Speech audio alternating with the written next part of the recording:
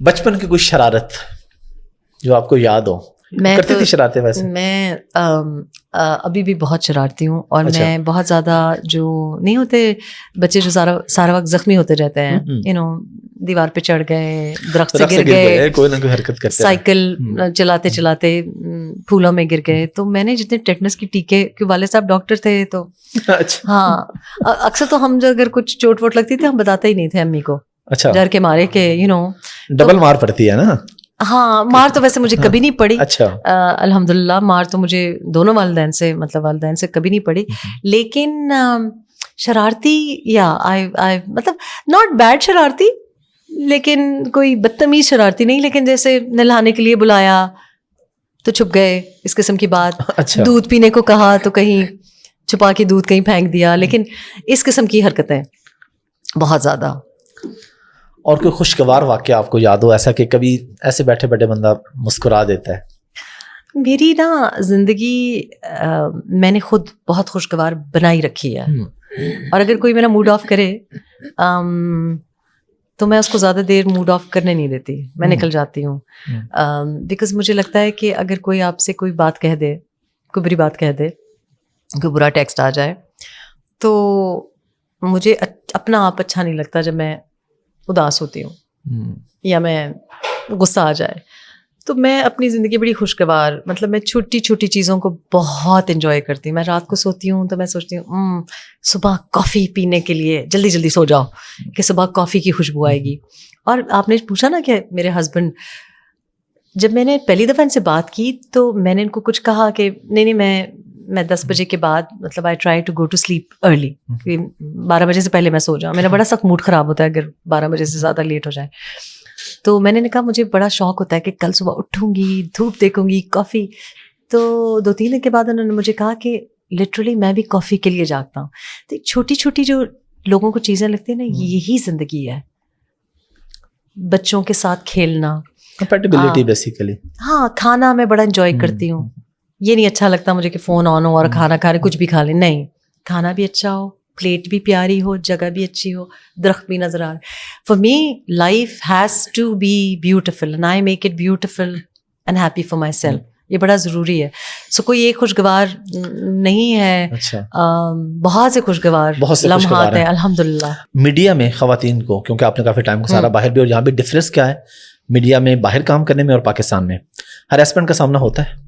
دیکھیں sexual harassment تو باہر ملکوں میں بھی ہوتی ہے، یہاں بھی ہوتی ہے. یہاں زیادہ اس لیے ہوتی ہے بیکاز یہاں پہ ایک تو لاز نہیں ہے، دوسرا دیکھیں ماحول بھی ایسا ہے کہ آپ بتاتے ہوئے بھی کتراتے ہیں. میڈیا میں بھی ہوتا ہے، سیاست میں بہت ہوتا ہے. لائرز مجھے بتاتی ہیں کہ بہت مشکل ہے. بینکنگ سیکٹر میں تو آپ ہی نہیں دیکھ لیے کس قسم کی ویڈیوز آتی ہیں.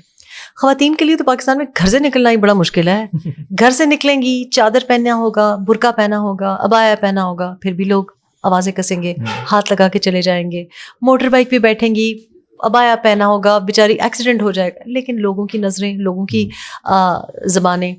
پبلک ٹرانسپورٹ، کپڑا خریدنے کے لیے جاتے ہیں دکانداروں کے پاس، وہاں بھی مطلب ہر طرف ہے. فرق صرف ادھر اور یہاں یہ ہے. آپ نے دیکھا #MeToo وہاں بھی چلی نا، ہالی ووڈ کی چلی، وہاں بھی ہے اور منظم طریقے سے بھی ہے. لیکن کم از کم وہاں پہ لاز ہیں کہ آپ ان کو اپروچ کر سکتے ہیں، آپ کہہ سکتے ہیں کہ یہ ہوا. اور وہاں پہ اس قسم کے بورڈز بھی ہیں جہاں خواتین کے پاس آپ جا کے کہہ سکتے ہیں کہ یہ میرے باس نے اس طرح کیا. یہ بڑا فرق پڑتا ہے. پاکستان میں تو ہم بات ہی نہیں کر سکتے.